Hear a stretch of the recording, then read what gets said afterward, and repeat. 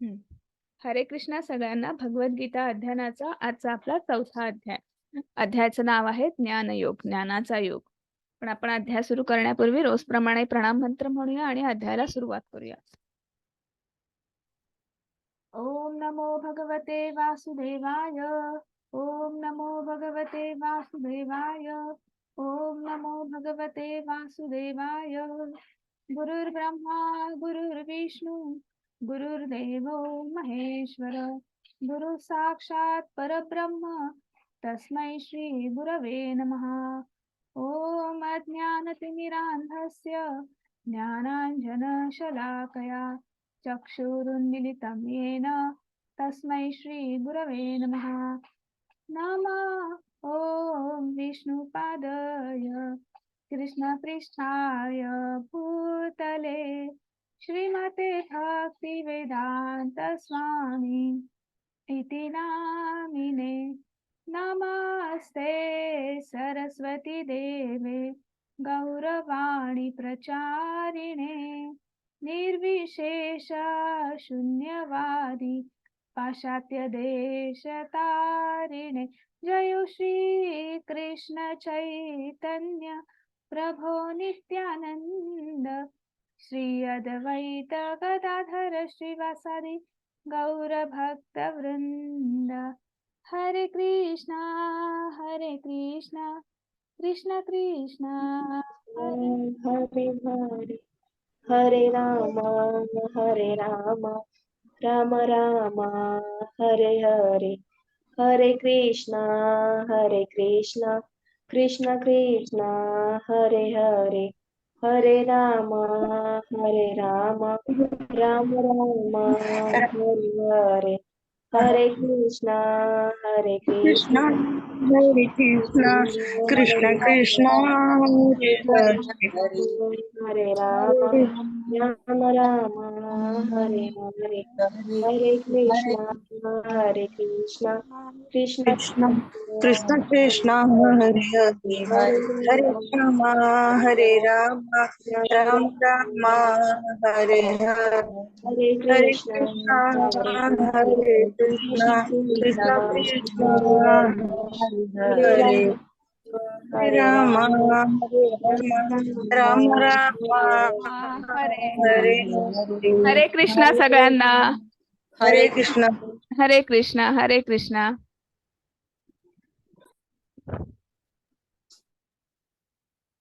हरे कृष्णा सगळ्यांना. पुन्हा एकदा सगळ्यांचं खूप खूप स्वागत आहे. आजचा आपला चौथा अध्याय ज्ञानयोग. खूप छान. आपण अध्याय सुरू करण्यापूर्वी रोजप्रमाणे श्री श्री राधा गोविंद यांना साष्टांग वंदन करूया. आपले गुरु श्री श्रील प्रभुपाद यांनाही आपण साष्टांग वंदन करूया. नामनिष्ठ दास प्रभू ज्यांच्यामुळे आपण ऑनलाईन भगवद्गीता शिकणार आहोत, म्हणजे शिकतो आहोत. आजचा आपला बघता बघता चौथा अध्याय आला, तर त्यांनाही आपण वंदन करूया. आणि सगळ्यात शेवटी सर्व कृष्ण सेवकांना ज्यांच्यामुळे कुठल्याही अडथळ्याशिवाय आपण हा जो कोर्स आहे हा उत्तम पद्धतीने सुरू करतो आहोत. ठीक आहे. तर माझा रोज प्रमाणे प्रश्न आहे, आपण कालच्या अध्यायात काय पाहिलं? हा लीना माताजी. हरे कृष्णा. हरे कृष्ण. कालच्या अध्यायामध्ये आपण सात्विकता, आपल्या शरीरामध्ये सात्विकता कशी तयार झाली पाहिजे किंवा विचारांमध्ये सात्विकता कशी आली पाहिजे, त्यासाठी आपण आहार कसा घेतला पाहिजे किंवा तो घरात करताना सुद्धा कृष्णार्पणमस्तु म्हणूनच तो केला पाहिजे किंवा नॉनव्हेज अवॉइड केलं पाहिजे, या रीतीने आपण कालचा अध्याय पाहिलेला आहे. हरे कृष्ण. हरे कृष्णा. अजून कोणाला सांगायचं आहे? हरे कृष्णा. खूप छान माताजी, खूप छान सांगितलं. कर्मयोग. कर्मयोग. कालच्या अध्यायाचं नाव होतं कर्मयोग. बरोबर. त्याग की कर्म एक पहिला. हरे कृष्णा सगळ्यांना. एका वेळी जर एकाने बोललं ना तर बाकीचे ना आवाज म्हणजे नाहीतर एकमेकांवर आदळतात. त्यामुळे आपण एकेकाला संधी देऊया. आता कोण बोलता आहे त्यांनी फक्त अनम्यूट करा, बाकीचे सगळे म्यूट झाले तर बरं होईल. हरे कृष्णा. म्हणजे प्रत्येकाला आपण संधी देणार आहोत. हरे कृष्णा. कृष्ण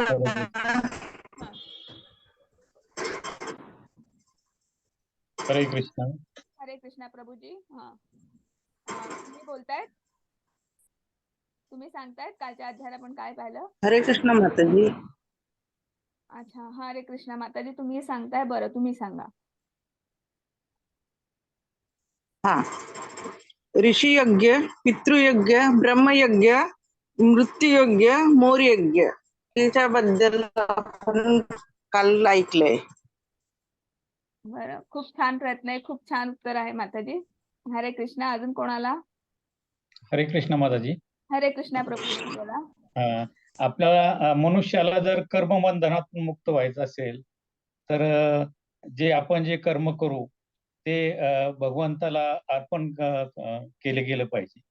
जे जे कर्म करू ते ते भगवंताला अर्पण केलं तर कर्मबंधनातून आपण मुक्त होऊ. खूप छान प्रभूजी, खूप छान. म्हणजे तुम्ही एका शब्दात, एका वाक्यात कालच्या अध्यायाचा आपलं समरी किंवा सारांश सांगितला. त्या पद्धतीने खूप छान. सगळ्यांची उत्तर खूप छान होती. तर कालचा आपला होता, थोडक्यात सांगते, कर्मयोग. कर्मयोगामध्ये आपण आता कर्म कर्म कर्म म्हणतो. कर्म म्हणजे क्रिया, बरोबर. तर आपला आत्मा जो हा आहे किंवा आपला कार्यशील आहे किंवा आत्मा कार्यशील आहे आणि म्हणून आपल्या आत्म्याला कार्य करण्यासाठी आपल्याला हे शरीर मिळालेलं आहे, बरोबर. आपण हळूहळू पुढे बघणार आहोत. शोभा माताजी, मी तुम्हाला म्यूट करते, तुम्ही म्यूटच राहा. जेव्हा तुम्हाला बोलायची वेळ असेल तेव्हाच तुम्ही अनम्यूट करून बोला, ठीक आहे. हरे कृष्ण. हा, तर जेव्हा आपल्याला तर काल आपण पाहिलं की कर्मयोगामध्ये की आपला आत्मा जो हा आहे हा कार्यशील आहे आणि तसंच मी एक उदाहरण दिलं होतं की आपण असं म्हणतो मी शांत बसेल शांत बसेल, पण आपण क्षणभर सुद्धा शांत बसू शकत नाही, हो की नाही. मग त्याच्यामध्ये मग कर्म करायचं. पण कुठेतरी दुसऱ्या अध्यायात भगवंतांनी संन्यासाश्रम किंवा संन्यासी होऊन भगवंताची उपासना करणं, पूजा करणं, भगवंतामध्ये एकरूप होणं हे कुठेतरी सांगतायत आणि दुसरीकडे म्हणतायत की युद्ध कर, शस्त्र हातात घे, तू एक क्षत्रिय आहेस. आणि असं कुठेतरी सुरू होतं आणि मग अर्जुनाचा प्रश्न होता की नेमकं काय आहे, की नेमकं काय सुरू आहे, की काय करायचं आहे, कर्म करायचं आहे की त्याग करायचा आहे. आणि मग एक काहीतरी मार्ग सांग, असा प्रश्न अर्जुनाचा होता. आणि मग भगवंत सांगताहेत की कर्म महत्वाचं. मग कर्म कसं? कर्म कसं तर निष्काम कर्म.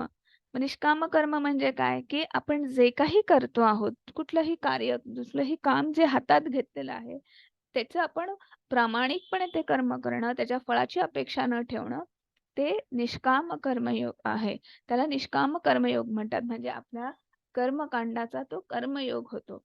आणि ते केव्हा शक्य आहे, जे निष्काम कर्म आपण करणार आहोत, ते आपण जेव्हा भगवंताला अर्पण करू, भगवंताच्या आनंदासाठी करू.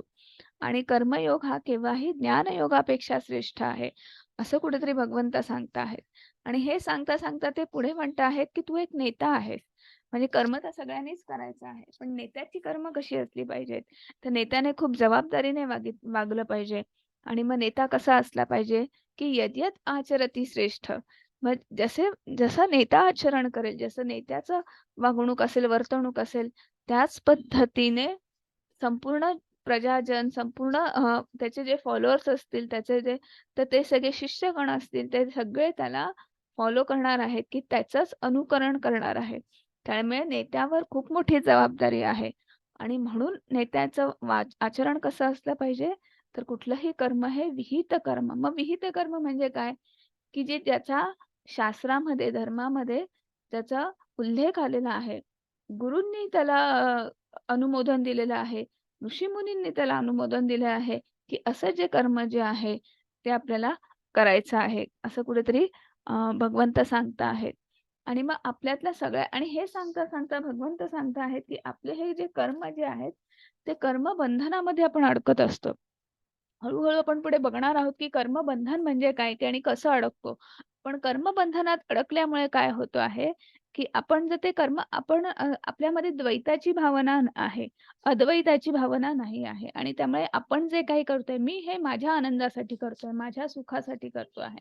आणि हा जो मी हो जो आहे, हा जो अहंकार जो आहे, हा कुठेतरी आपल्याला अनेक गोष्टी ज्या आहेत, की आपण काल एक श्लोक पाहिला, अनिच्छेन बलात्, की ज्याच्यामध्ये उदाहरण जर तुम्हाला आठवत असेल तर आपण तो पाहिला, की तो आरशाला धूळ साठलेली होती. त्याच्यानंतर त्या अग्नीमधनं जो धूर आला होता, तर सगळं वातावरण धूरमय झालं होतं. अशा पद्धतीने त्या अहंकाराने आपल्याला संपूर्ण आच्छादलेलं आहे. त्या 3 गुणांनी आपल्याला संपूर्णपणे आच्छादलेलं आहे. आणि म्हणून हाच आपल्यातला अहंकारच हा मोठा आपला शत्रू आहे. हे कुठेतरी आपण काल पाहिलं. आणि लगेच आज आपण आजच्या अध्यायात बघणार आहोत, की आजच्या अध्यायामध्ये आहे, की भगवंताबद्दल मग आपण हे जे कोणी सांगतं आहेत किंवा हे भगवंत सांगत आहेत, मग भगवंताबद्दल थोडंसं आपण जाणून घेणार आहोत. आजचा आपला ज्ञानयोग आहे. मग भगवंत सांगत आहेत, की त्यांची ओळख करून देत आहेत आपल्याला आजच्या अध्यायामध्ये. मग आपला समाज कसा चालावा, आपलं हे हे राज्य कसं चालावं, तर त्यासाठी त्यांनी काही नियम बांधून ठेवलेले आहेत. सर्व मार्गाचे ध्येय आणि वर्णाश्रम व्यवस्थेचा निर्माता म्हणून भगवान श्रीकृष्ण ते आपण बघणार आहोत. पुन्हा एकदा कर्मयोग आज बघणार आहोत आपण. ज्ञानयोगामध्ये पुन्हा कर्माची काय व्याख्या आहे किंवा कर्म म्हणजे नेमकं काय ते आज आपण बघणार आहोत. आणि मग त्यागामुळे दिव्य ज्ञान प्राप्त होते आणि पारंपरिक ज्ञानाचे आपल्याला पर्यावसन हे आपण आज बघणार आहोत. आणि आपण लगेच पुढे जातो आहे. तर आपण बघणार आहोत सगळ्यात पहिले गीतेचा इतिहास, भगवद्गीतेचा इतिहास. मग ही भगवद्गीता कशी आली किंवा आपण जी भगवद्गीता शिकणार आहोत, तर भगवद्गीतेचा इतिहास असा आहे. श्री भगवानुवाच इमं विवस्वते योगं प्रक्तवान अहम अव्ययम विवस्वान मनवे प्राह मनुरिक्ष्वाकपे ब्रवीत. हरे कृष्णा प्रभुजी, अनुवाद वाचताय ना?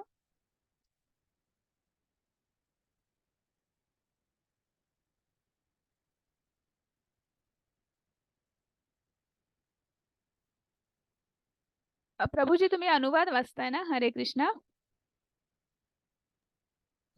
भगवान श्रीकृष्ण म्हणाले, मी योगाचे हे अविनाशी शास्त्र सूर्यदेव विवस्वान यांना दिले होते आणि विवस्वानने ते मानव जातीचे पिता मनु यांना सांगितले होते आणि मनुने ते इक्ष्वाकुला सांगितले होते. हरे धन्यवाद. कृष्ण. हरे कृष्ण. आता आपण भगवद्गीतेचा थोडासा इतिहास बघणार आहोत, की याच्यामध्ये आपल्याला जसं सांगितलं आहे, की इमं विवस्वते योगम. विवस्वान कोण आहेत? तर ते जे सूर्यदेव विवस्वान आहेत, त्यांना भगवंतांनी हे भगवद्गीतेचं ज्ञान आधी दिलेलं होतं. त्याच्यानंतर विवस्वान यांनी ते ज्ञान मानव जातीचे जे प्रथम पिता आहेत मनु यांना सांगितलं होतं. म्हणजे मनु यांच्याकडनं हे भगवद्गीतेचं ज्ञान जे आहे हे पृथ्वीवर आलेलं आहे. आणि मग मनु यांनी इक्ष्वाकू हे कोण आहेत, की ज्या वंशामध्ये आपल्याला माहिती आहे इक्ष्वाकू वंशज प्रभू रामचंद्र, ज्यांच्यामध्ये प्रभू रामचंद्र यांचा जन्म झाला, अशा वंशाचे जे इक्ष्वाकू महाराज होते, तर त्यांना मनुने हे ज्ञान दिलेलं होतं. आणि मग पुढे काय झालं, की हे ज्ञान पुढे भगवंतांनी सूर्यदेवांना विवस्वान यांना दिलं. विवस्वान यांनी प्रथम जे मानव आहेत त्यांना मनु यांना दिलं. आणि म्हणजे संपूर्ण मानव जातीचे पिता आपण त्यांना असं म्हणू शकतो. आणि मनु यांनी ते इक्ष्वाकू यांना दिलं. पण काय झालं, कालांतराने हे ज्ञान कुठेतरी लुप्त झालं. म्हणजे कसं आता आपण बघूया. एवं परंपरा प्राप्तम इमं राजर्षयो विदु सकाले नेह महता योगे नष्ट परंतप. हरे कृष्ण. प्रभुजी.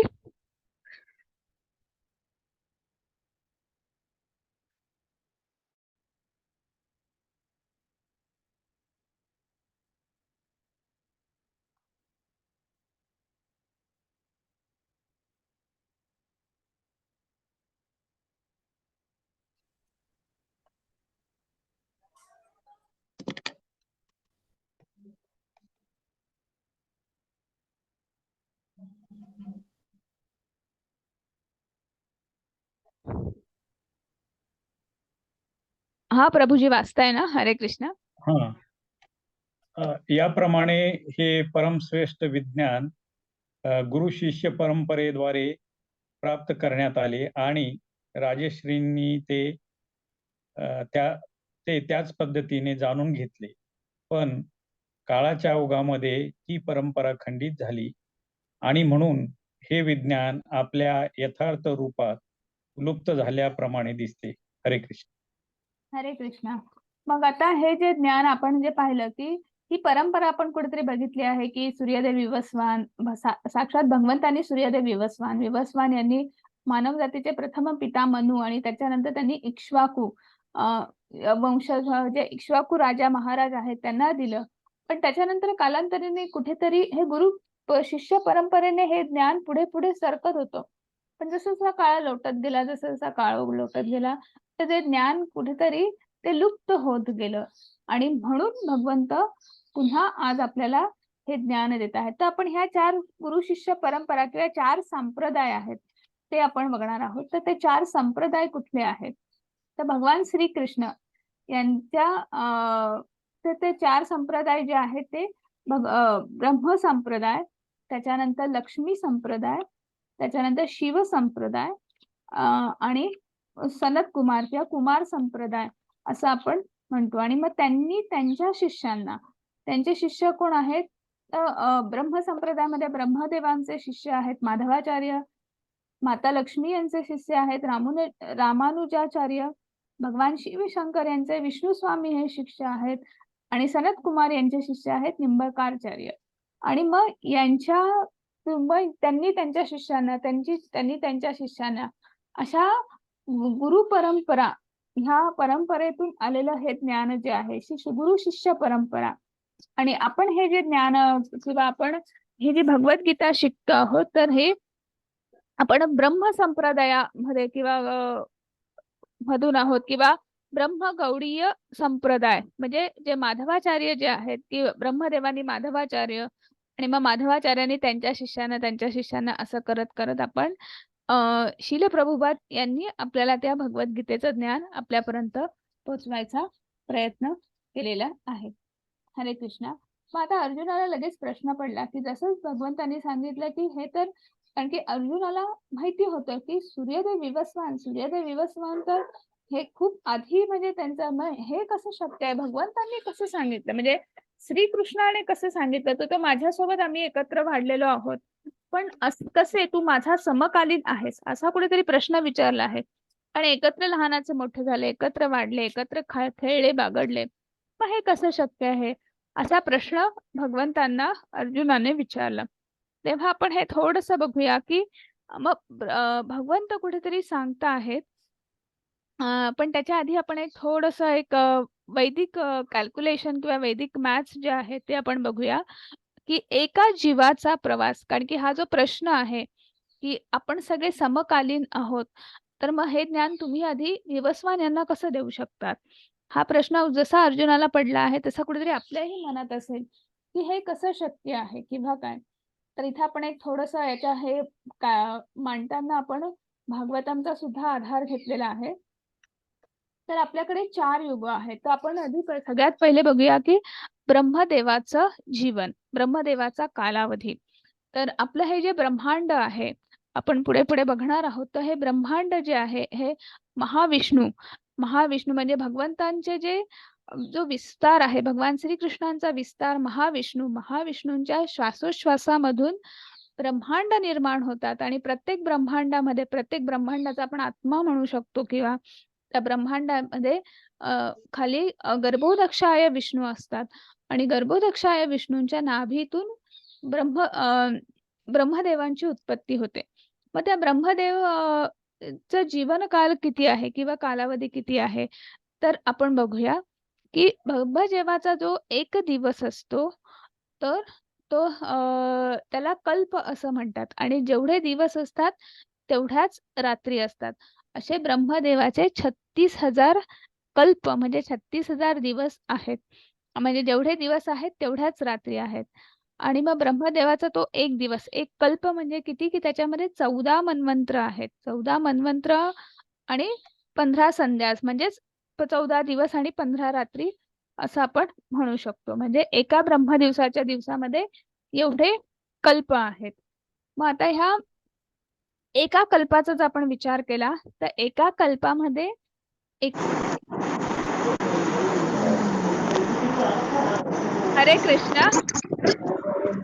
हरे कृष्णा सगळ्यांनी, मी पुन्हा विनंती करते सगळ्यांना, मी पुन्हा पुन्हा विनंती करते सगळ्यांना, जेव्हा बोलायची वेळ येईल तेव्हाच तुम्ही माईक ऑन ठेवा, कारण की एकामुळे सगळ्यांना डिस्टर्ब होतं. हरे कृष्ण. तेवढी आपण काळजी घ्या सगळ्यांनी. तर एका ब्रह्माचं जे लाईट हरे माईक कृष्ण बंद आहे. हरे कृष्ण. माईक बंद. नाहीतर मला सगळ्यांना ना म्यूट करायची वेळ येईल, मग तो प्रकार मला आवडत नाही. हरे कृष्ण. मी म्यूट करते, नाही तर आपला क्लास पुढे होणारच नाही. 1 मिनिट.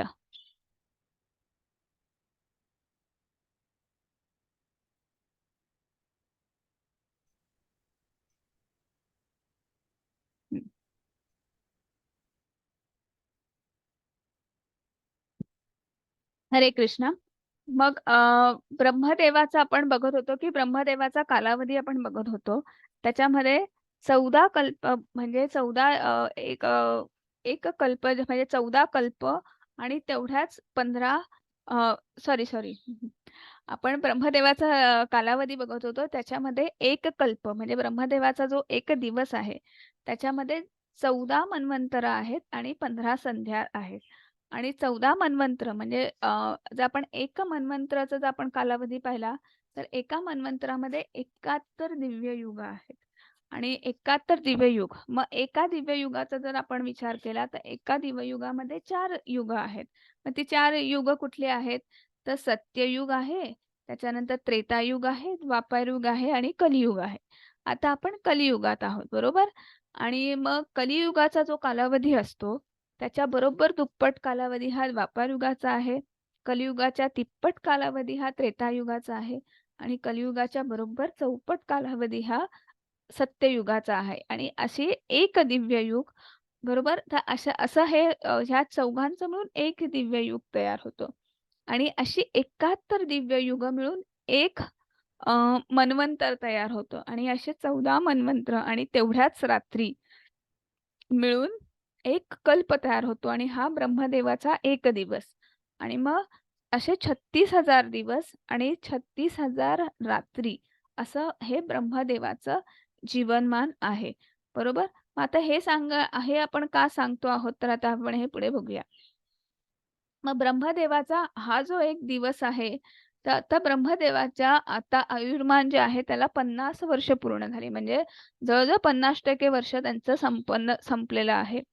मन्वंतर किती संपली तर 6 मन्वंतर संपलेली आहेत. त्याच्यानंतर आपली जी दिव्य युग आहेत तर हे जे 71 दिव्य युग असतात की नाही त्यातलं आता जे मन्वंतर सुरू आहे 7वं, तर त्या 7व्या मन्वंतरामधली 27 चक्र संपलेली आहेत. आणि आपण आता कलियुगामध्ये आहोत. आता हे जे 28वं चक्र आहे त्याच्यामध्ये आपण कलियुगात आहोत, बरोबर? तर कलियुगामधली आताचे साधारण 5117 वर्ष कलियुगाची निघून गेलेली आहेत. म्हणजे जवळजवळ आपण अंदाज लावू शकतो की भगवद्गीता जी आहे ती साधारण की किती जुनी आहे किंवा की भगवद्गीतेचं हे ज्ञान जे आहे हे किती आधी आपल्याला सांगितलं गेलेलं आहे. म्हणजे भगवंतांनी हे पृथ्वीवर किंवा सर्वांपर्यंत पोहोचवलेलं आहे. आणि मग आता आपण पुढे मनूचं जीवन बघूया. जसं आपण ब्रह्मदेवांचं बघितलं तसं मनूचं जीवन बघूया. मग जशी ती 27 चक्र संपलेली आहेत, 8वं चक्र सुरू आहे. मग सतयुग, त्रेतायुग, द्वापरयुग ते संपलेलं आहे. कलियुगामध्ये आता एवढी वर्ष निघून गेलेली आहेत. मग मनूचं ह्यापूर्वीच मनूने हे भगवद्गीता जी आहे भगवंतांनी सूर्यदेव विवस्वान यांना सांगितलेली आहे. आणि म्हणजेच थोडक्यात 120 दशलक्ष वर्षापूर्वी विवस्वान यांना ही भगवद्गीता सांगितलेली आहे, बरोबर? आणि मग आता हे आपण जे बघतो आहोत किंवा हे जे कॅल्क्युलेशन बघतोय तर याचा आधार काय आहे? तर आपल्याला महाभारताच्या शांती पर्वामध्ये जो 358वा अध्याय आहे, श्लोक आहे, त्याच्यामध्ये 51-52 जो श्लोक आहे त्याच्यामध्ये आपल्याला हे समजतं की गीतेचा इतिहास काय आहे. त्रेतायुगादौ च ततो विवस्वान मनवे ददौ मनुष्य लोक भृत्यर्थ सुता एक्ष्वा कवे ददौ इक्ष्वाकुना च व्यकथितो व्याप्य लोकां व्यस्थितः. मग त्रेतायुगाच्या प्रारंभी परमात्म्याशी संबंधांचे हे शास्त्र विवस्वानने मनूला दिले होते. मनूने मानव जातीचा पिता असल्याने ह्या पृथ्वी ग्रहाचा राजा महाराज इक्ष्वाकू यांना ते दिले. रघुवंशाचे पूर्वज ज्यामध्ये भगवान रामचंद्र प्रकट झाले म्हणून भगवद्गीता महाराज इक्ष्वाकूंच्या काळापासून मानवी समाजात अस्तित्वात आली. तर हे महाभारताच्या शांती पर्वामध्ये आलेलं आहे की त्रेतायुगाच्या म्हणजे सहस्राब्दीच्या प्रारंभीच हे जे आहे हे शास्त्र, हे परमात्म्याने दिलेलं हे तत्वज्ञान जे आहे ते विवस्वान यांनी मनूला दिलं होतं. आणि मग मनू हे मानव जातीचे प्रथम पिता की ज्यांच्यापासून मानव सृष्टीची, मानव जातीची निर्मिती झालेली आहे. तर ते पृथ्वी ग्रहाचा राजा म्हणून त्या काळी इक्ष्वाकू राजा होते, तर त्यांना ते दिलेलं होतं, ते ज्ञान त्यांच्यापर्यंत पोहोचवलेलं होतं. आणि मग त्याच राजांच्या वंशामध्ये पुढे भगवान श्रीकृष्णांनी किंवा परमात्म्यांनी प्रभू रामचंद्र यांचा अवतार घेतला होता, ज्याला आपण मर्यादा पुरुषोत्तम अवतार असं म्हणतो. आणि त्याच्यानंतर भगवद्गीता जी आहे किंवा हे तत्वज्ञान जे आहे तर हे कुठेतरी लुप्त झालेलं आहे. म्हणजे जवळजवळ 2 million years ago 2 million years ago अशी ही भगवद्गीता जी आहे ती आपल्या इथे पृथ्वी तलावर आलेली आहे. मग आता आपण आपलं आणि ब्रह्मदेव जे आहे यांचा जर थोडक्यात आपण ताळमेळ बसवला किंवा जर आपण डिफरन्स बघितला, टाइम डिफरन्स, तर ब्रह्मदेवाचा 1 सेकंद म्हणजे आपले पृथ्वीवरचे 1,00,000 वर्ष आहेत. म्हणजे जेव्हा आपले 1,00,000 वर्ष होतील तेव्हा ब्रह्मदेवाचा 1 सेकंद होईल. ब्रह्मदेवाचा 1 मिनिट म्हणजे आपल्या पृथ्वीचे 60,00,000 वर्ष. आणि ब्रह्मदेवाचा 1 तास म्हणजे आपल्या पृथ्वीवरचे 3 करोड 60 लाख वर्ष. आणि ब्रह्मदेवाचा 1 दिवस म्हणजे 864 करोड वर्ष म्हणजे आपल्या पृथ्वीचे, आपल्या मनुष्य जातीचे जे 864 करोड वर्ष म्हणजे ब्रह्मदेवाचा 1 दिवस होईल. आणि म्हणून मग हा जो आपला आत्मा जो आहे म्हणजे अर्जुनाला हे सांगण्यापूर्वी भगवंत हे असं का सांगत आहेत की प्रत्येक मनुष्याचा हा जो आत्मा जो आहे, आपला जो जीवात्मा जो आहे, तर तो जर मुक्ती मिळाली नाही तर ह्या सगळ्या याच्यामध्ये तो फिरतो आहे. आणि मग आपण पुन्हा एकदा पुढे याच्यावर आपण परत येणार आहोत. भगवद्गीतेवर आपण येऊया आता. मग आता भगवंत म्हणत आहेत की कृष्ण कसे दिसतात किंवा भगवान श्रीकृष्ण कसे आहेत, तर ते आपण थोड्या विचार बघूया. अजोपि सन्न्यवयात्मा भूतानामीश्वरोऽपि सन् प्रकृतिं स्वामधिष्ठाय संभवामि आत्ममायाया. मी जरी अजन्म आहे आणि माझ्या दिव्य शरीराचा कधीच नाश होत नाही आणि मी जरी सर्व प्राणीमात्रांचा ईश्वर आहे तरी प्रत्येक युगायुगात मी माझ्या मूळ दिव्य रूपात अवतीर्ण होत आहे असं इथे कुठेतरी भगवंत सांगत आहेत. मग म्हणजे काय की आता भगवंत हे अजन्म आहेत म्हणजे भगवंतांचा जन्म होत नाही. आपला जन्म होतो की नाही, भगवंतांचा जन्म होत नाही. भगवंत हे अजन्म आहेत. आपलं शरीर हे पंचमहाभूतांपासून बनवलेलं आहे. भगवंतांचं शरीर हे दिव्य शरीर आहे आणि त्यामुळे त्या शरीराचा कधीही नाश होत नाही. आणि सर्व प्राणी मात्र भगवंतांना ईश्वर म्हणून ओळखतात आणि प्रत्येक युगाच्या शेवटाला म्हणा किंवा प्रत्येक जो दिव्य युग आहे तर त्या दिव्य युगाच्या शेवटी भगवंत अवतीर्ण होत असतात. म्हणजे भगवंतांनी पूर्णावतार भगवान श्रीकृष्ण यांचं रूप घ्यायचं होतं किंवा धारण केलं होतं, तर तेव्हा ते आधी वसुदेव यांच्या म्हणजे हे आपण थोडंसं भागवतम मधलं घेतो आहोत की भगवंत हे आधी वसुदेव यांच्या मनात ते आले, त्यांच्यानंतर ते देवकी मातेच्या मनातून त्यांच्या हृदयातून त्यांच्या उदरामध्ये, आणि मग त्याच्यानंतर त्यांनी आपलं चतुर्भुज रूप प्रकट केलं.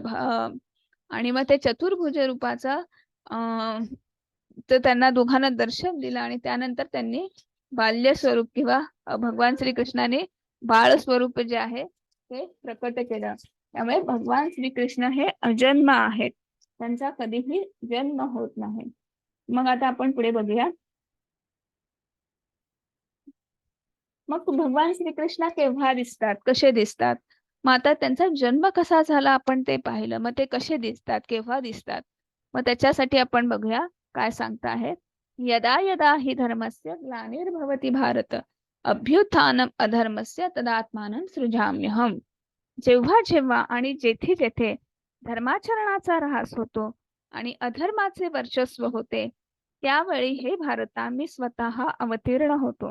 मग भगवंत काय सांगता आहेत की मग भगवंत केव्हा दिसतात, म्हणजे अवतीर्ण का होतात? इथे आपण पाहिलं की भगवंत अजन्म आहेत. मग ते केव्हा दिव्य युगातनं केव्हा तरी एकदा अवतीर्ण होतात. पण मग ते अवतीर्ण होतात त्याचं कारण काय आहे? तर जिथे जिथे अधर्माचा वर्चस्व वाढलेलं आहे आणि धर्माचा ऱ्हास होतो आहे, तर त्यावेळी निश्चितच भगवंत अवतीर्ण होतात. मग ते का अवतीर्ण होतात, त्याच्या मागचं कारण काय? परित्राणाय साधूनां विनाशाय च दुष्कृतां धर्मसंस्थापनार्थाय संभवामी युगे युगे. भक्तांचा उद्धार करण्याकरिता आणि दुष्टांचा विनाश करण्याकरिता तसेच धर्माची पुनर्स्थापना करण्याकरिता मी स्वतः युगायुगामध्ये प्रकट होत असतो. मग भगवंत इथे पुन्हा सांगता आहेत की मग अवतीर्ण झाले, पण मग त्याचं कार्य काय किंवा कशासाठी ते अवतीर्ण होत आहे? तर त्यांचे जे भक्त आहेत त्यांचा उद्धार होण्यासाठी, दुष्ट जे आहेत, जे अधर्मी आहेत त्यांच्या विनाशासाठी, परित्राणाय साधूनां विनाशाय च दुष्कृतां धर्मसंस्थापनार्थाय, म्हणजे भक्तांचा उद्धार, परित्राणाय साधूनां विनाशाय च दुष्कृतां दुष्टांच्या नाशासाठी आणि धर्मसंस्थापनार्थाय म्हणजे धर्माची पुनर्स्थापना करण्यासाठी संभवामी युगे युगे, मी प्रत्येक युगामध्ये प्रकट होत असतो, असं भगवंत म्हणत आहेत. मग आता आपल्याला हे जाणून घेण्याचा फायदा काय किंवा कृष्णाला जाणून घेण्याचा फायदा काय? तर तेही भगवंत सांगता आहेत. जन्म कर्मच मे दिव्यम एव योती यो वेत्ति तत्वतः त्यक्ता देहम पुनर्जन्म नैति मामेति स अर्जुनः.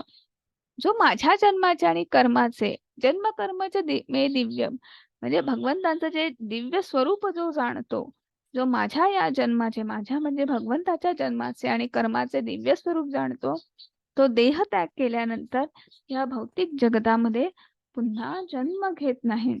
तर हे अर्जुना, जो माझ्या शाश्वत धामाची प्राप्ती करतो, म्हणजे हे जे तत्वज्ञान आहे किंवा हे जे भगवंत आणि आपण किंवा भगवंताचं हे दिव्य आहे, ते अजन्म आहेत, हे जो कोणी जाणतो आणि मग ते कशासाठी त्यांचं अवतीर्ण झालेलं आहे हे जो कोणी जाणतो, तर भगवंत म्हणतो की तो माझ्या शाश्वत धामाची निश्चितच प्राप्ती करतो. मग आता आपण इथे थोडस बघूया की आपल्यात आणि भगवंतामध्ये काय फरक आहे. तर आता आधी आपण थोडस आपलं बघूया आणि मग आपण भगवंताचं बघूया. सर एक मिनिट, सॉरी.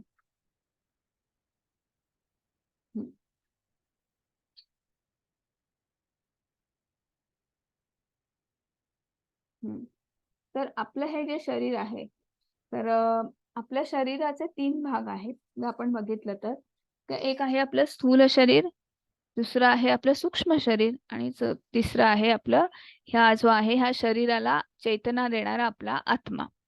ठीक आहे.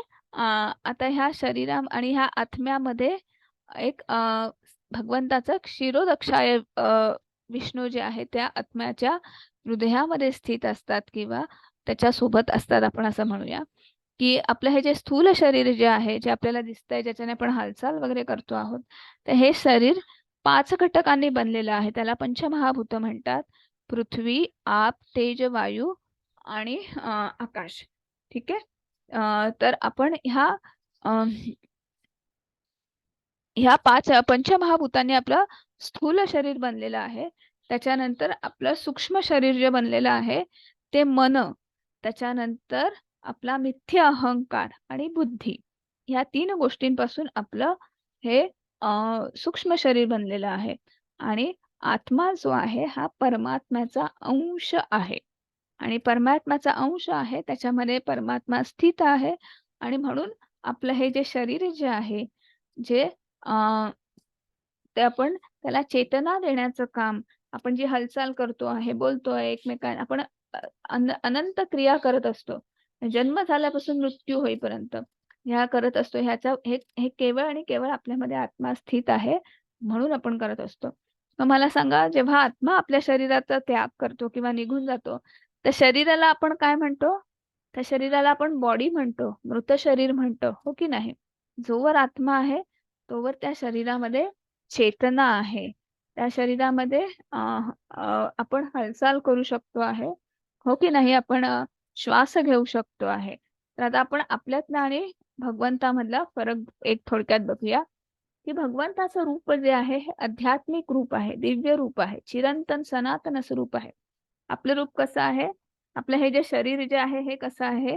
हे तात्पुरतं शरीर आहे आणि ते सतत बदलत राहतं. म्हणजे जन्माला येतो तेव्हा आपण एका बाल्यावस्थेत असतो, लहान बाळ अगदी कोणाच्या तरी हातात धरू इतकं, आणि त्याच्यानंतर आपण वाढत जातो उंची. जेव्हा तारुण्यात येतो तेव्हा आपण जवळ-जवळ 5, 5.5, 6 फुटापर्यंत प्रत्येकाची वेगवेगळी उंची असते, वेगवेगळ्या शरीरयष्टी असते आणि मग अशीच आपण नंतर हळू-हळू मग त्याच्यावर सुरकुत्या पडायला लागतात आणि मग ते शरीर क्षीण होऊन, जीर्ण होऊन आपण वार्धक्यामध्ये प्राणत्याग करतो.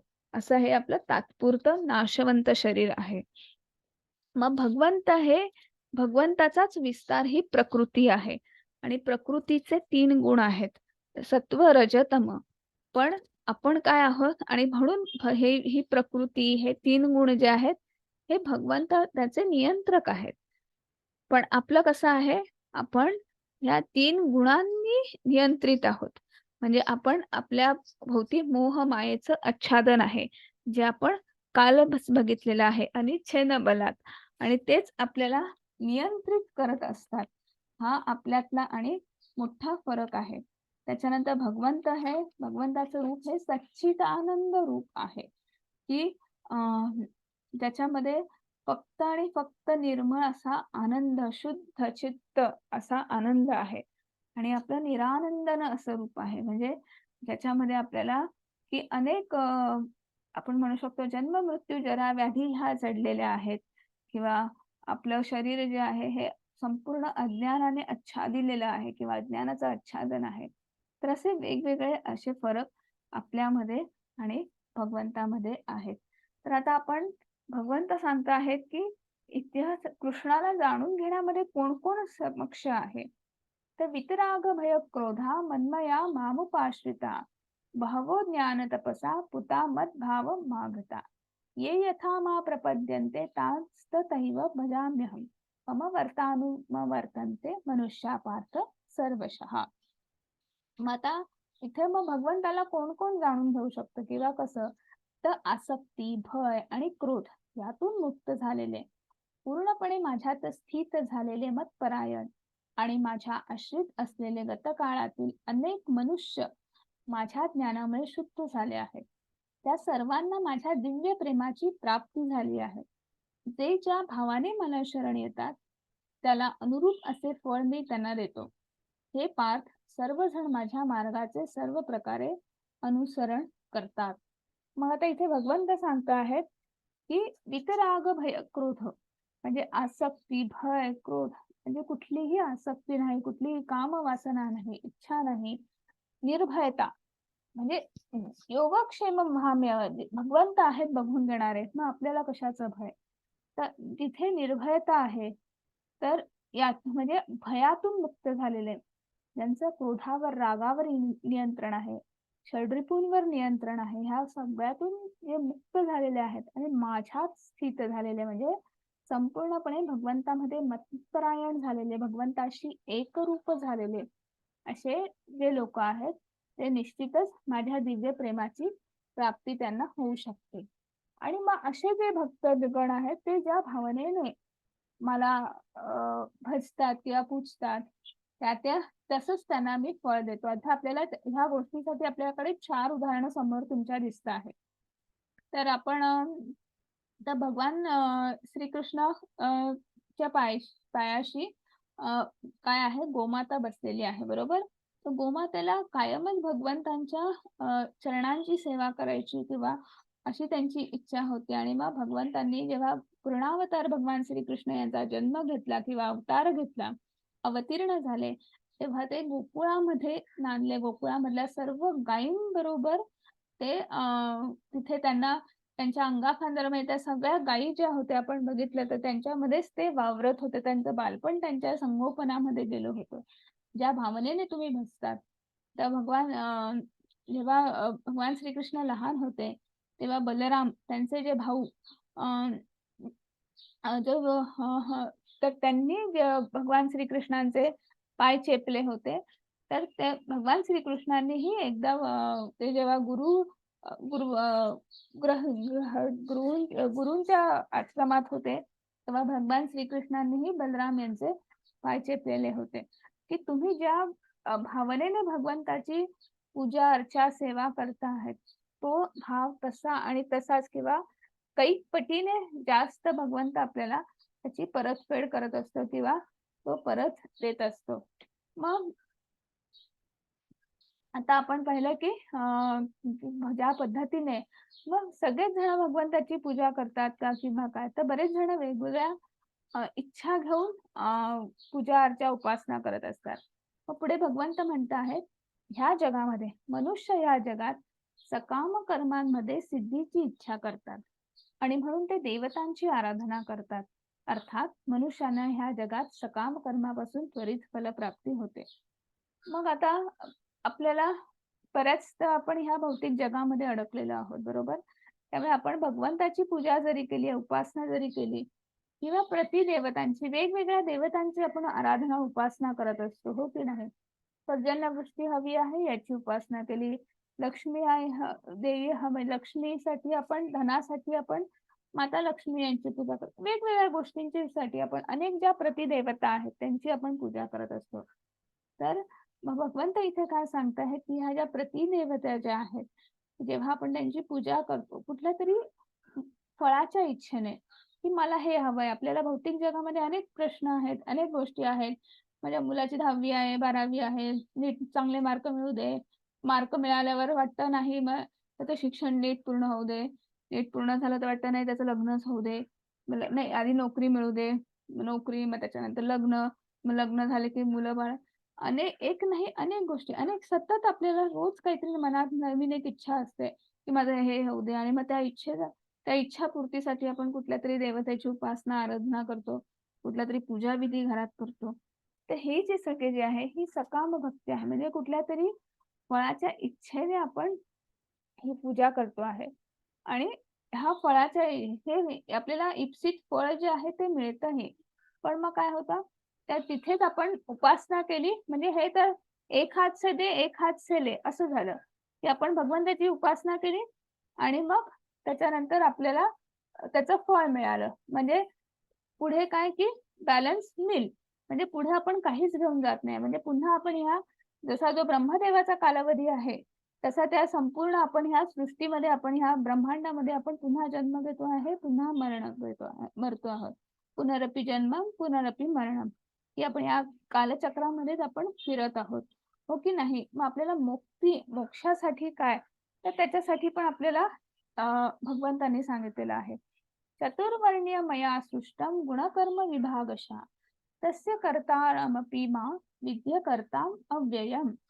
भौतिक प्रकृतीचे 3 गुण आणि त्यांना अनुरूप अशा कर्माला अनुसरून मी मानवी समाजाचे 4 विभाग निर्माण केलेले आहेत आणि ते तू जाणले पाहिजे. जरी मी या व्यवस्थेचा करता असलो तरीही मी अव्ययी असल्यामुळे अकर्ताच आहे. मग आता इथे भगवंत काय सांगत आहेत की आपल्या आता आपण मनुष्य जन्म मनुष्य जाती निर्माण झालेली आहे तर ती व्यवस्थित चालली पण पाहिजे की नाही. आणि म्हणून मानव समाजाचे 4 विभाग 4 गुण केलेले आहेत. मग ते कुठले आहेत ब्राह्मण क्षत्रिय वैश्य आणि शूद्र. मग हे 4 प्रकार कशासाठी की तुमच्यामध्ये जे गुण कौशल्य आहे तुमच्या गुणांची विभागणी गुणकर्म विभागशः तुमच्यामधल्या गुणांची विभागणी आणि त्यानुसार ते 4 वर्ण किंवा 4 प्रकार पडलेले आहेत. मग वर्ण म्हणजे काय तर व्यवसाय. तुम्ही काय व्यवसाय करू शकता तुमच्यामध्ये काय गुण आहेत त्यानुसार हे 4 व्यवसाय किंवा हा श्लोक खूप महत्वाचा आहे कारण की हल्ली आपल्या समाजात फार वावडं आहे जाती धर्माचं. हा श्लोक जो आहे गीतेचा हा खूप महत्वाचा आहे. तर वर्ण म्हणजे व्यवसाय आणि ब्राह्मण क्षत्रिय, वैश्य आणि शूद्र हे तुमच्यामध्ये काय गुणकर्म आहेत आणि त्यानुसार तुम्ही कुठला व्यवसाय निवडतात त्याप्रमाणे तुम्ही ह्या चारांपैकी कुठल्याही याच्यात, ना की तुम्ही कुठल्या घरात जन्माला आलेला आहात यावरून तुमचा वर्ण ठरत नाही. मग आता हे याच्यामध्ये ब्राह्मण कर्म जे आहे, मग ब्राह्मण कर्म काय आहे की त्यांनी कुठल्याही अर्थार्जनाचं काम न करता त्यांनी ज्ञानदान करायचं आहे आणि ज्ञानदान केल्यानंतर जे काही भिक्षेमध्ये मिळेल आपण हळूहळू प्रत्येकाचे हे गुण बघणार आहोत. तर आणि त्यानुसार त्यांचा दिनक्रम असेल आणि प्रत्येकाला समाजामध्ये पूजा विधी सांगणं वगैरे हे ब्राह्मण कर्म आहे. क्षत्रियांचं कर्म काय आहे की त्यांच्यामध्ये धैर्य असतं, त्यांच्यामध्ये की त्यांच्यामध्ये ती एक लीडरशिप क्वालिटी आहे की आहे की त्याच्यामुळे ते त्यांच्या आपल्या ह्या राज्याचं समाजाचं रक्षण करू शकतात. ते कुठे शत्रूशी 2 हात करू शकता आहेत, लढू शकता आहेत. तर असे जे आहेत हे क्षत्रिय आहेत. त्याच्यानंतर वैश्य जे आहेत तर ते गोपालन, त्याच्यानंतर शेती इत्यादी कामं करून ते संपूर्ण लोकांना अन्न म्हणजे त्यांच्या अन्नाची व्यवस्था ते करत आहेत. आणि 12 बलुतेदार आपल्याकडे पूर्वी म्हटलं जायचं, ते 12 बलुतेदार म्हणजे शूद्र. ठीक आहे, की जे सर्व की ज्यांच्यामुळे संपूर्ण आपलं हे जे आपण समाज आहे, हे राज्य जे आहे ते व्यवस्थित संपूर्ण पद्धतीने चाललेलं आहे. तर हे याच्यामध्ये आपण ब्राह्मण जे आहेत ते साधारण ज्ञानार्जन, पूजा अर्चा, त्यामुळे ते त्यांच्यामध्ये सात्विक गुणांची वाढ जास्त आहे. त्याच्यानंतर क्षत्रिय जे आहेत त्यांच्यामध्ये सात्विक आणि राजसी असे 2 गुण आहेत. त्याच्यानंतर जे वैश्य जे आहेत त्यांच्यामध्ये रजोगुण आणि तमोगुणाचा प्रभाव आहे आणि जे क्षुद्र जे आहेत त्यांच्यामध्ये तमोगुणाचा प्रभाव आहे.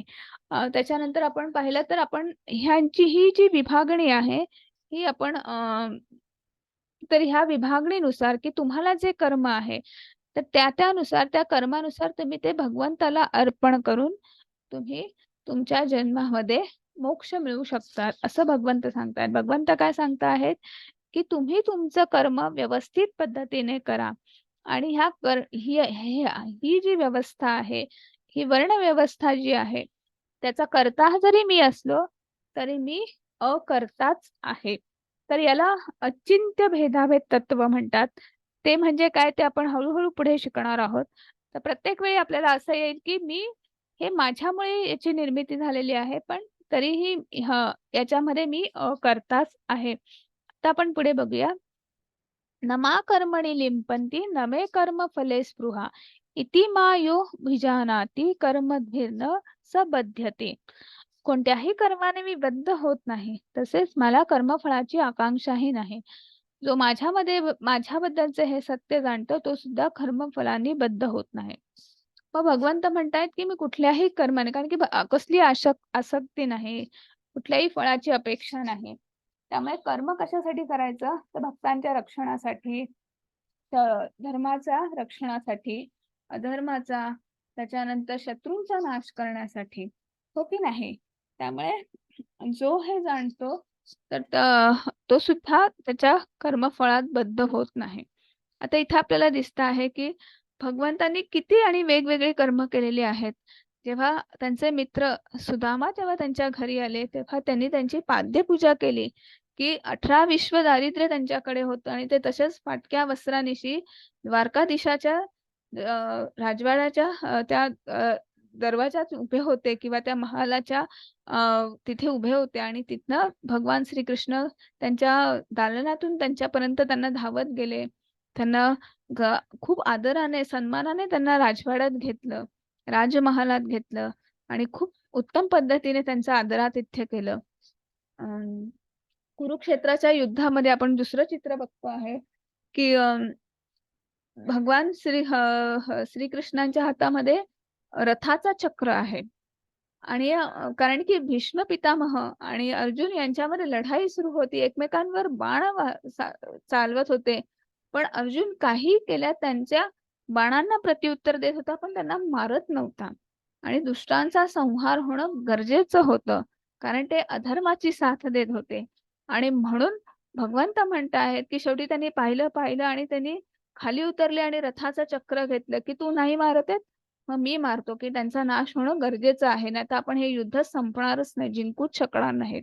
कारण की ते पण त्याच तोडीचे ते रथी पितामह भीष्म हे खूप श्रेष्ठ असे धनुर्धर होते, अजिंक्य असे होते.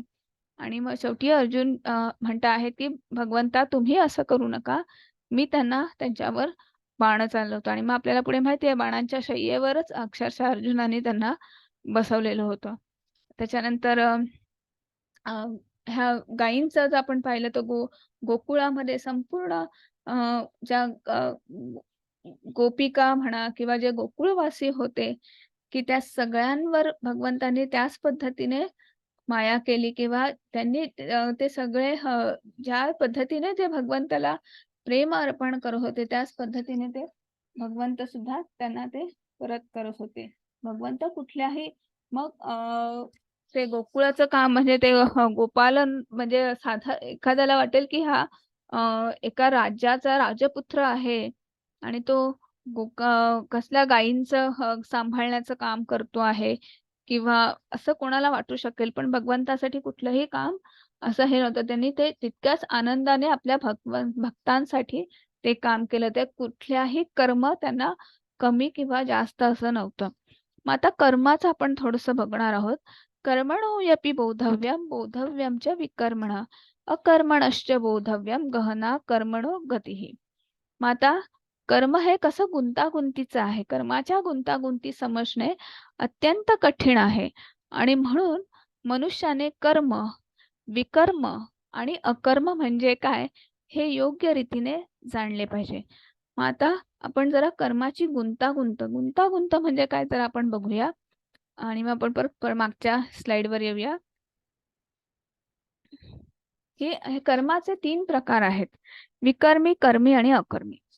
आता आपण सकाळी उठल्यापासून रात्री झोपेपर्यंत किंवा इनफॅक्ट झोपेमध्ये सुद्धा काहीतरी आपण विचार करतो आहे. म्हणजे आपण क्रियाशील आहोत. आपण आजच पाहिलं की नाही आपला आत्मा जो आहे, आपलं मन जे आहे क्रियाशील आहे. 24/7 काहीतरी सुरूच असतं. असं होतच नाही की आपण अगदी शांत बसलेलो आहोत. असं नाही होत.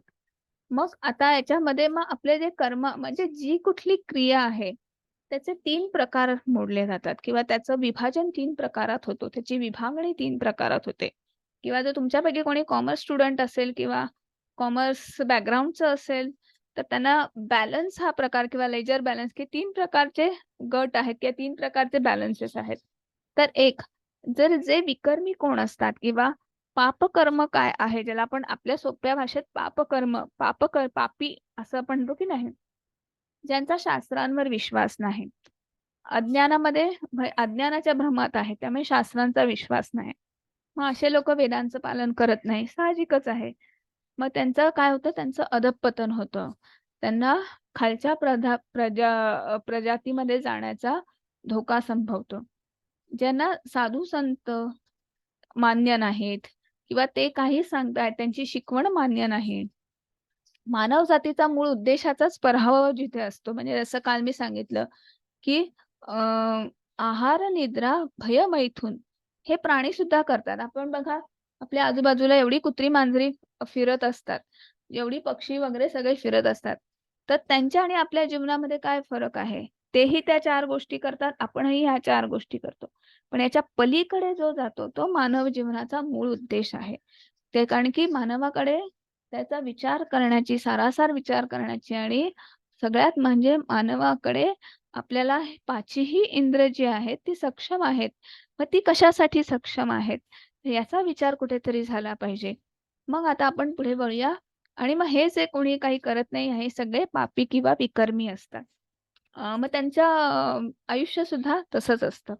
आता आपण बघूया कर्मी म्हणजे जे ज्यांचा शास्त्रांवर विश्वास आहे, वेदांवरचं पालन करत आहेत, धर्माचरण करत आहेत किंवा कधी करतात, कधी नाही, पण आपल्या सोयीनुसार ते करतात. मग अशा वेळी काय होतं आणि मग असे लोकं की मला काहीतरी इच्छा आहे, मनामध्ये इच्छा धरून ते भगवंतांची प्रतिदेवतांची पूजा करतात, अर्चा करतात, मोठमोठे पूजाविधी करतात. आणि मग त्यांना तसं फळही मिळतं. स्वर्गप्राप्ती सुद्धा होते. पण शेवटी काय होतं, की पुन्हा ते पुण्याचं ते शिदोरी किंवा पुण्याचा जो बॅलन्स जो आहे तो संपुष्टात आला. तो बॅलन्स खर्ची झाला, की पुन्हा मृत्यूलोकामध्ये म्हणजे काय त्या चक्रामध्ये म्हणजे पुन्हा जन्म घ्यायचा, पुन्हा मृत्यू, पुन्हा जन्म घ्यायचा, पुन्हा मृत्यू. मग जन्म, मृत्यू, जरा, व्याधी ह्या सगळ्या गोष्टी त्या जीवनामध्ये तर जडलेल्याच आहेत. मग आता अकर्मी म्हणजे काय?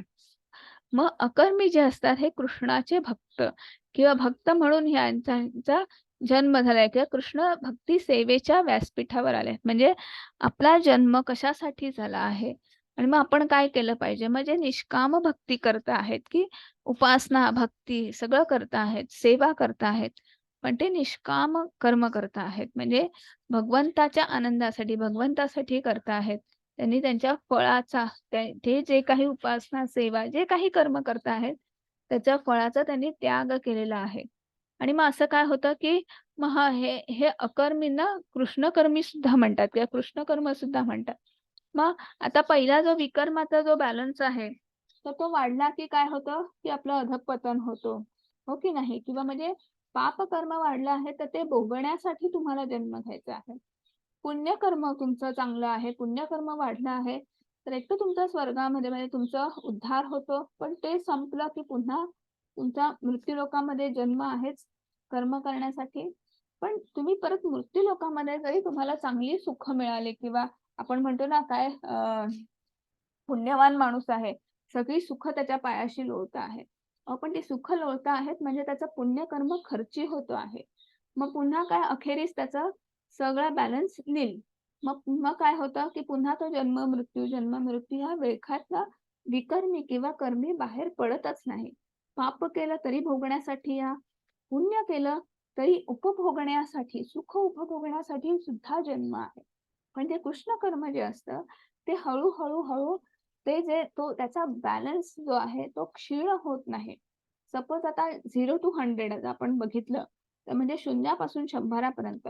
तर मागच्या जन्मामध्ये काही नव्हतं. ह्या जन्माचं आपण बघू. तर ह्या जन्मामध्ये जर आपण भगवंताची भक्ती केली, निष्काम भक्ती केली, सेवा केली, कुठेतरी भगवंताबद्दल वाचलं, भागवतमचं पठण केलं, भगवद्गीता शिकलो, वाचलो, समजलो, तर कुठेतरी आपल्या अकर्माचा बॅलन्स वाढतो आहे. म्हणजे शून्यापासून आपण 5% 10% आलो आहे. म्हणजे जेव्हा आपल्याला पुढचा जन्म मिळतो, तेव्हा हाच बॅलन्स 11व्या सुरू होतो. आणि मग असं करत करत जेव्हा आपण संपूर्ण 100% होतात, तेव्हा मोक्ष मिळतो. जसा जसा हळूहळू कर्माचा बॅलन्स जो आहे तो कधीही क्षीण होत नाही. तो वाढतच जातो. पण विकर्मी आणि कर्मी जे आहेत ते जन्म मृत्यूच्या चक्रातनं आपण बाहेर पडूच शकत नाही. आणि ते जन्म मृत्यूचे चक्र आपण पाहिलेलं आहे. ब्रह्मदेवाचा कालावधी, हो की नाही? मग सृष्टीची निर्मिती झाली, जन्म घ्या, जन्म, मरण, आणि सृष्टीचा लय झाला, की पुन्हा तिथेच त्या सृष्टीबरोबर त्या प्रलयामध्ये विरघळून जा. पुन्हा म्हणजे आपण याच्यातनं बाहेर पडतच नाही आहोत. पण जेव्हा आपण अकर्म आपला वाढतं, अकर्माचा बॅलन्स वाढतो, तेव्हा मोक्ष हे निश्चित आहे. वैकुंठ धामामध्ये निश्चित ते आपली द्वारं उघडली जाणार आहेत. आणि मग हे कसं शक्य आहे? मग आता भगवंत स्वतःच सांगत आहेत, की कर्म हे किती गुंतागुंतीचं आहे.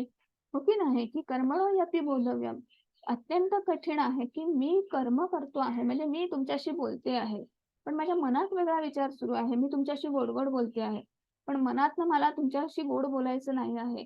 म्हणजे हा सुद्धा बघा, की माझे 2 कर्म एका वेळी सुरू आहेत. म्हणजे मी तुम्हाला फसवते आहे. मग तो कशात जाणार बॅलन्स? हो की नाही?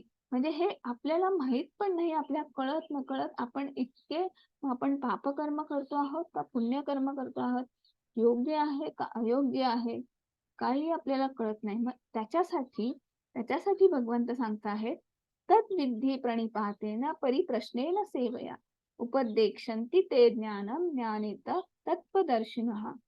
आपल्या आयुष्यामध्ये असे अनेक प्रसंग येतात किंवा प्रसंग कशाला रोजच्या इव्हन जीवनामध्ये सुद्धा आपलं जे दैनंदिन जीवनामध्ये, की अशा अनेक गोष्टी आहेत की ज्या योग्य आहेत की अयोग्य आहेत आपल्याला कळत नाही, ते आपल्याला माहित नसतं. आणि म्हणून त्यासाठी आध्यात्मिक गुरूंकडे जाऊन तत्व जाणण्याचा प्रयत्न करणे, नम्रपणे त्यांना प्रश्न विचारणे, त्यांची सेवा करणे आणि मग त्याच्यानंतर काय होते, असे जे आत्मसाक्षात्कारी व्यक्ती तुला ज्ञान प्रदान करू शकतात, कारण त्यांना तत्व त्यांनी जाणलेले असते. मग असे हे जे आहेत हे गुरु परंपरेतून आले पाहिजेत, की आपण आत्ताच पाहिलं की ज्या 4 संप्रदाय पाहिले की कुठल्या गुरु परंपरेतून आपण आलेलो आहोत. कारण की आपण सध्या कलियुगामध्ये वावरतो आहोत आणि आपल्या आजूबाजूला इतक्या गोष्टी घडतात. आपण रोज पेपर बघतो, बातम्या बघतो.